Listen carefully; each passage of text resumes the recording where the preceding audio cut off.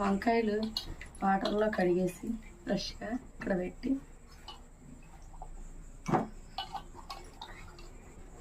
తర్వాత onions cut చేసుకున్నాం, పచ్చిమిర్చి కట్ చేసుకున్నాం.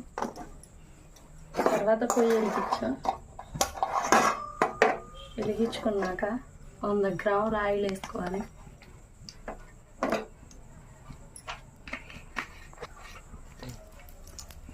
జీలకర్ర వేగినాక ఆనియన్స్ వేసాను.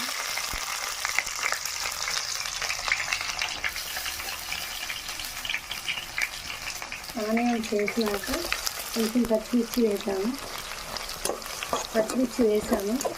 అవి కూడా ఉల్లిపాయ గోల్డ్ కలర్లో వచ్చేదాకా వేగనివ్వాలి. వేగనిచ్చినాక వంకాయ 4 పలకలుగా కట్ చేసుకోవాలి.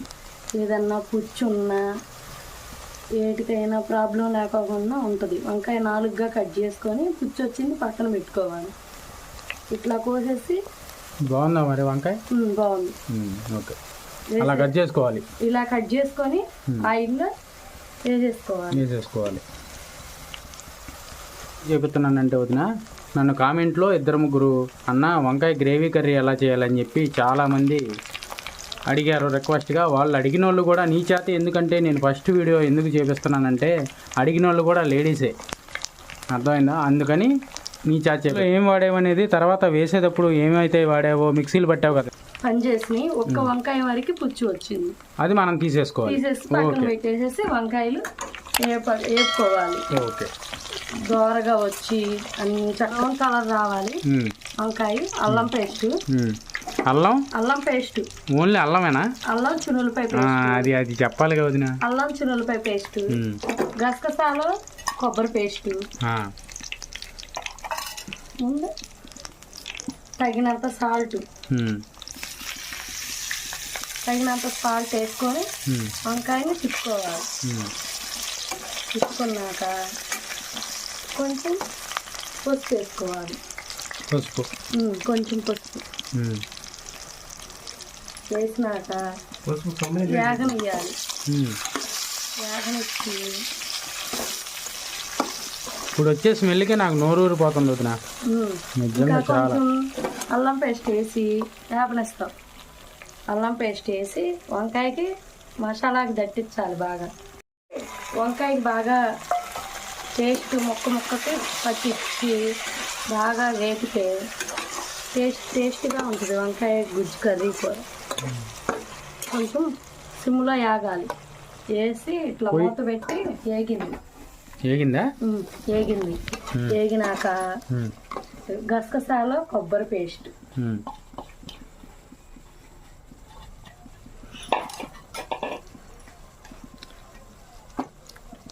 కూర సెమీ గ్రేవీగా వచ్చిద్దా ఫుల్ గ్రేవీగా వచ్చిద్దా?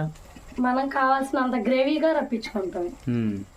అంటే ఎసరు పోయాలి, వాటర్ ఎసరు కొంచెం వాటర్ పోసుకోవాలి. గ్లాస్ వాటర్ పోసుకోవాలి గ్రేవీ కోసం. గ్రేవీ వైట్ గా ఉన్నాయి వాటర్. కొబ్బరి గసగసాల వాటర్ వేస్ట్ పోకోకుండా ఇలా వేసుకోవచ్చు. వేసుకున్నాక ఒక 10 నిమిషాలు అట్లా ఉడికితే వంకాయ గ్రేవీ గుజ్జు కర్రీ అయిపోయింది. ఓ 10 నిమిషాలు మగ్గనియాలి. గుత్తి వంకాయ కూర, గుమ్మగుమ్మలాడే గుత్తి వంకాయ కూర ఇది రెడీ అయిపోయినట్టేనా? అయిపోయింది. దీనిలో నేను సొంతంగా తయారు చేసుకున్న ధనియాలు, లవంగాలు, చెక్క, గుమ్మగుమ్మలాడే పొడి మసాలా సొంతంగా తయారు చేసుకున్నా. ఇది ఇలా గ్రేవీగా చల్లి నాక అప్పుడు గుమ్మగుమ్మలాడే వంకాయ గుజ్జు కర్రీ రెడీ. స్పైసీగా స్పెషల్గా బాగుంటుంది. గుజ్జుగా వంకాయ కర్రీ. నాకైతే మటన్ వాసన అయితే వస్తుంది వదిన. గుత్తి వంకాయ కర్రీ, గుమ్మగుమ్మలాడే గుత్తి వంకాయ కర్రీ భలే ఉంది చూస్తుంటే. అరే జ్వాల, గుమ్మగుమ్మలాడే గుత్తి వంకాయలోకి కొత్తిమీర కూడా వేయాలి వదిన.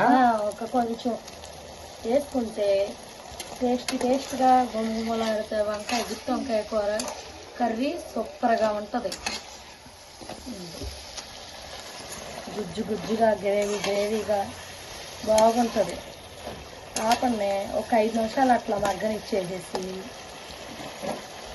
ఇంకా గుమగుమలాడే గుత్తి వంకాయ రెడీ.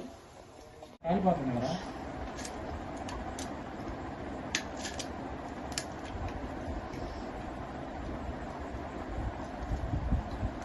సూపర్గా ఉంది వదిన, నిజంగా.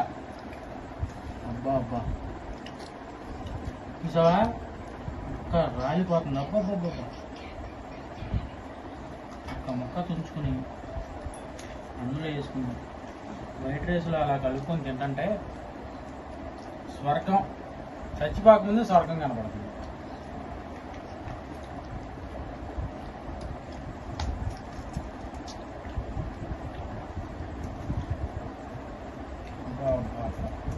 మటను, చికెను, చేపలు ఇవి పనికి రావద్దు. సూపర్గా ఉన్నాయి.